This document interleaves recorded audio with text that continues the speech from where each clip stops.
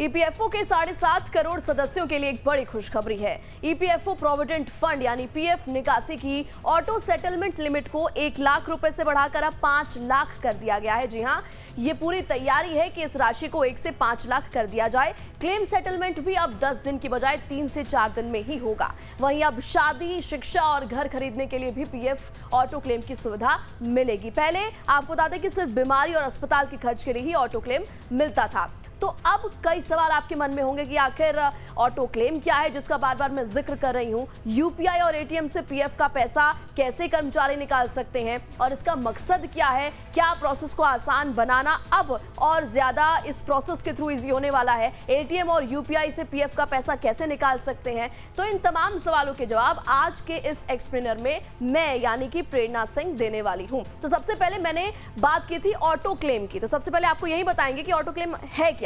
Auto settlement of advance claim यानी कि ASAC या फिर ऑटो क्लेम आप अगर शॉर्ट में कहें तो ऑटो क्लेम पीएफ यानी प्रोविडेंट फंड में एक ऑटोमेटेड सॉफ्टवेयर सिस्टम है। ये आपके पीएफ निकासी या फिर सेटलमेंट के क्लेम को बिना मैनुअल जांच के तेजी से अप्रूव करता है। अगर आपका केवाईसी, आधार, पैन, बैंक खाता ईपीएफओ के साथ वेरीफाइड है तो ये सिस्टम आपका क्लेम 3 से 5 दिनों में अपने आप अप्रूव कर देता है। इसमें आपको दस्तावेज जमा करने या फिर ऑफिस जाने की जरूरत नहीं पड़ती। इन झंझटों में आपको नहीं पड़ना होता। अब मैंने पहले जिक्र किया था कि अब जो है वो यूपीआई और एटीएम से पीएफ का पैसा कर्मचारी निकाल सकेंगे। आखिर कैसे? तो आपको बता दें कि इससे पहले 26 मार्च को ये जानकारी दी गई थी कि ईपीएफओ मेंबर्स जल्द ही यूपीआई और एटीएम से पीएफ का पैसा निकाल सकेंगे। इस साल मई के आखिर या फिर जून की शुरुआत तक ये सुविधा मुहैया करा दी जाएगी। सुविधा शुरू होने की उम्मीद है। इसके लिए कर्मचारियों को डेबिट कार्ड की तरह ईपीएफओ विड्रॉल कार्ड दिया जाएगा। जी हाँ, इससे वो एटीएम से तुरंत पैसे निकाल सकेंगे। यूपीआई के जरिए यूजर्स अपना पीएफ बैलेंस भी चेक कर पाएंगे। अभी ईपीएफओ मेंबर्स को ऑनलाइन क्लेम की प्रोसेस में तकरीबन 2 हफ्ते का जो वक्त है वो लग जाता है। अब इस प्रोसेस का मकसद है चीजों को आसान बनाना, वर्सेटाइल बनाना। इस विस्तार का मकसद देश की वर्कफोर्स को ज्यादा से ज्यादा फाइनेंशियल फ्लेक्सिबिलिटी और स्टेबिलिटी देना है। ईपीएफओ ने निकासी को आसान बनाने के लिए 120 से ज्यादा डेटाबेस को इंटीग्रेट करके अपने डिजिटल इंफ्रास्ट्रक्चर में सुधार किया है। क्लेम की प्रक्रिया का समय जो है उसे घटा दिया गया है, अब सिर्फ 3 दिन कर दिया गया है। अब 95% दावे जो 95% क्लेम्स हैं वो ऑटोमेटेड हैं और आगे भी सुधार किए जाने की जो आगे प्लानिंग की जा रही है। अब एटीएम और यूपीआई से पीएफ का पैसा कैसे निकाल सकते हैं? आपके मन में जरूर ये सवाल होगा। तो इसका जवाब यह है कि इस नई प्रोसेस में ईपीएफओ अपने सब्सक्राइबर्स को एक विशेष एटीएम कार्ड जारी करेगा जो उनके पीएफ अकाउंट से लिंक होगा। जी हां, इस कार्ड का जो इस्तेमाल है, यूज है लोग करके, कर्मचारी करके सब्सक्राइबर्स एटीएम मशीनों से सीधे अपने पीएफ का पैसा निकाल सकते हैं। वहीं यूपीआई से पैसा निकालने के लिए आपको अपने पीएफ अकाउंट को यूपीआई से लिंक करना होगा। इसके बाद सब्सक्राइबर्स पीएफ का पैसा अपने बैंक अकाउंट में ट्रांसफर कर सकेंगे। अब ये जो कार्ड है ये कैसा होगा? तो आपको बता दें कि ईपीएफओ विड्रॉल कार्ड, इस कार्ड को नाम दिया गया है। ये ठीक एटीएम कार्ड जैसा होगा। डेबिट कार्ड के जैसा ईपीएफओ कार्ड मुहैया कराया जाएगा। इसे ईपीएफओ विड्रॉल कार्ड नाम दिया गया है और इस कार्ड का इस्तेमाल जो है एटीएम पर बैंक डेबिट के समान करके ईपीएफ खाते से पैसे निकाले जा सकेंगे। अब फायदा क्या है?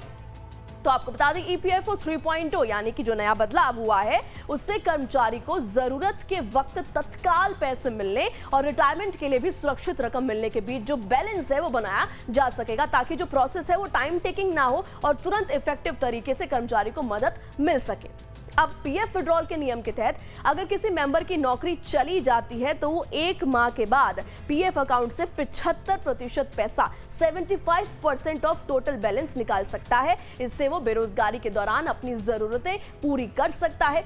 पीएफ में जमा बाकी 25% हिस्से को जॉब छूटने के 2 महीने बाद निकाला जा सकता है।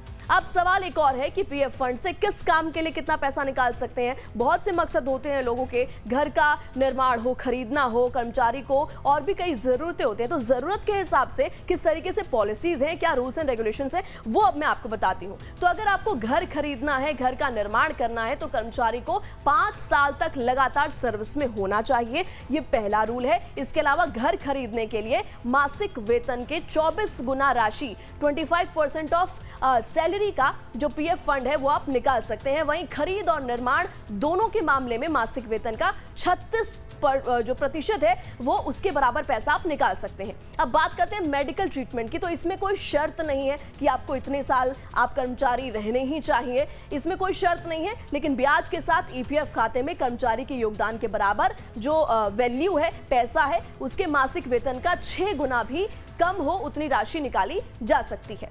अब बात करते हैं कि अगर आपको होम लोन भरना है तो होम लोन का भुगतान करना है तो कर्मचारी को, वर्कर को 3 साल तक लगातार सर्विस में होना चाहिए। ये पॉलिसी है, रूल है और 90% जो वैल्यू है, अमाउंट है, उसे निकाला जा सकता है। घर की मरम्मत अगर आपको करानी है, अगर आप पीएफ का पैसा निकालना चाहते हैं घर की मरम्मत कराने के लिए, तो कर्मचारी को घर के निर्माण के पूरा होने की तारीख से 5 साल तक लगातार सेवा में, सर्विस में होना चाहिए, तब आपको पैसे मिलेंगे और मासिक वेतन के 12 गुना के बराबर जो पैसा है वो आप निकाल सकते हैं। अब बात शादी की, बहुत से ऐसे लोग होते हैं जो शादी में बहुत मोटी रकम लगाते हैं, खर्चा करते हैं, तो और पीएफ का इस्तेमाल भी करते हैं। तो अगर आप शादी के लिए पैसा निकालना चाहते हैं तो इसमें पॉलिसी क्या है, रूल क्या है? एक कर्मचारी को 7 साल तक लगातार सर्विस में होना चाहिए। ब्याज के साथ कर्मचारी के योगदान का 50% जो राशि है वो आप निकाल सकते हैं। तो ये तमाम वो सिचुएशंस हैं और रूल्स हैं जो कि आपको फॉलो करने चाहिए अगर पीएफ आप क्लेम करना चाहते हैं तो। इसके अलावा ये तमाम फैक्टर्स मैंने आपको बताया, लेकिन नियम सबसे सर्वोपरि, आपको नियम पता होना चाहिए। पीएफ निकासी इनकम टैक्स के नियम क्या है? तो मैं आपको बता दूं कि कर्मचारी को अगर किसी कंपनी में सेवाएं देते हुए, सर्विसेज देते हुए 5 साल पूरे हो गए हैं और वो पीएफ निकालता है तो उस पर इनकम टैक्स की कोई लायबिलिटी नहीं होने वाली है। 5 साल की अवधि एक या इससे ज्यादा कंपनियों को मिलाकर भी हो सकती है। ऐसा नहीं है कि एक ही कंपनी में आपको 5 साल आपने काम किया हो और एक ही कंपनी में 5 साल पूरे करना जरूरी नहीं है। ये कुल एक टोटल जो नंबर है वो हो सकता है, शायद आप 2 से 3 कंपनीज में भी कर सकते हैं या फिर एक ही कंपनी में। अगर कर्मचारी नौकरी में 5 साल पूरे होने से पहले पीएफ खाते से 50,000 रुपए से ज्यादा राशि निकालता है तो उसे 10% टीडीएस चुकाना होगा। वहीं अगर आपके पास पैन कार्ड नहीं है तो आपको 30% टीडीएस देना होगा। हालांकि अगर कर्मचारी फॉर्म 15G या 15H सबमिट कराता है तो कोई टीडीएस नहीं काटा जा सकता। तो कुल मिलाकर 7.5 करोड़ कर्मचारी जो हैं ईपीएफओ के, उनको एक बड़ी खुशखबरी मिली है, क्योंकि एक नया नियम जिसके जरिए उनको फाइनेंशियल स्टेबिलिटी और साथ ही साथ फ्लेक्सिबिलिटी भी मिलने वाली है। पीएफ खाते से बिना कागजी कार्रवाई अब जो है 5 लाख रुपए निकाले जा सकते हैं।